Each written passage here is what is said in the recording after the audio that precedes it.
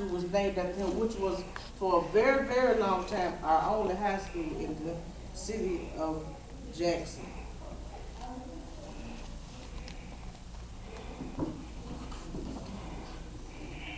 And this is the first page of Nashida. Hello, beautiful girls, handsome boys, and all readers and learners. How many readers in the room? Oh, wonderful. What do you like to read?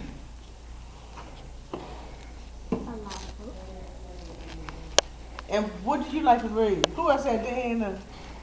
You, what you like to read? What's the last book you read? Hmm?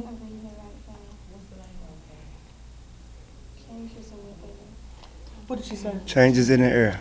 Changes, okay. And you, what's the last book you read?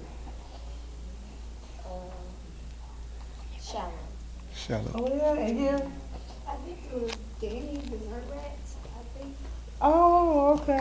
What do you like to read? You raise your hand. I like to read actually the Bible. Great. Good, very good. Did you say you like to read too? What you like to read? Jack and the Beanstalk. Okay. Huh? Jack and the Beanstalk. Okay.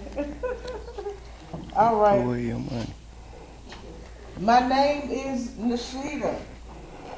I live in Jackson, Mississippi. I am in the 2nd grade. My name means student, and her name in India means student, and it's also in Islamic name. And her grandmother, who she calls Grandma Nana, named her.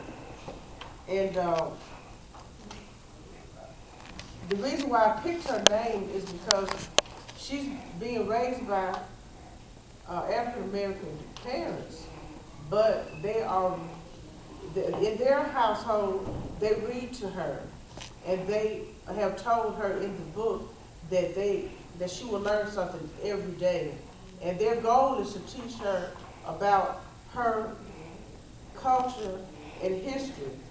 And how this all came about was because she watched the movie Selma with her parents, and she was really shocked about race relations in America 50 years ago, that they couldn't just satisfy her curiosity about it. So they decided that the best thing that they could do to help her understand what it was like 50 years ago would be to teach her about history and culture. Because 50 years ago, in the movie Selma, I could imagine her looking at them coming over the bridge, and all of the police lining up at the end of the bridge. And I remember the scene where Martin Luther King decided not to go further. And I was thinking, what was he thinking that day? Was he thinking, if I keep going, will somebody get hurt or killed? And even the day that they did go, John Lewis was hurt, and I think a white lady died. It was really a violent times, and even in the times we live in now, we still have violent conflicts. And the culture then, of course, 50 years ago, we had a black fountain to drink out of and a white fountain to drink out of. And then we had separate school systems. And Smith Robertson produced Richard Wright.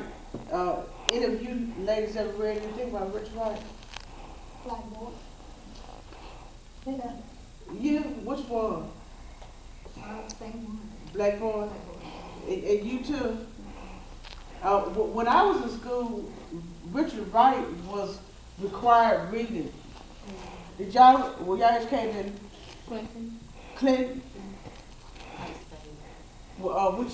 Florida. South Florida. Oh, South Florida. Okay, okay. Because even in the 90s, Richard Wright was still required reading at Lanier High School. But he went to Lanier. He didn't graduate. He ninth grade. He graduated from Smith Robertson, 8th grade.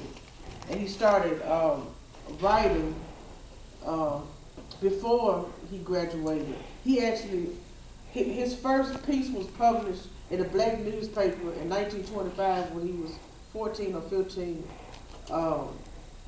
And he was valedictorian of his 8th grade class. And there's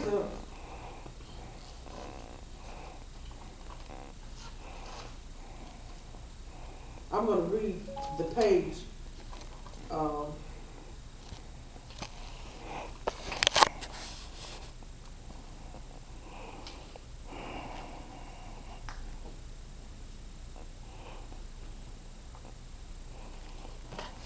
picture of Richard Wright is painted on the wall.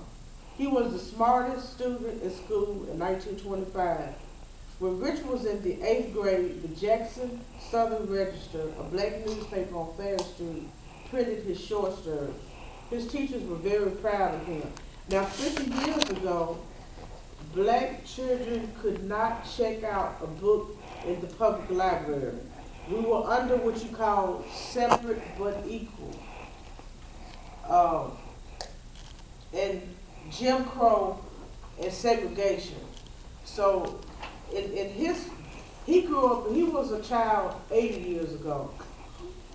And when he grew up, reading a book was a huge part of entertainment because people didn't have TVs. We had, at that time, people would listen to the radio for entertainment. But he read every book he could get his hands on. And that was his model to become a writer, reading. And Richard Wright became a famous writer. He wrote a book called Black Boy, which the three of us have read.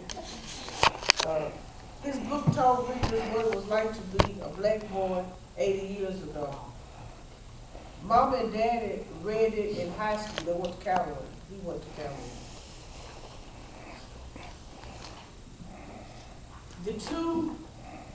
This is Richard Wright. Richard Wright was the son of a maid. Anybody here saw The Help? You all probably too young, but it came out about 3 years ago, huh? The movie. I know some too. When I went to see The Help in Clinton, the movie theater was absolutely packed with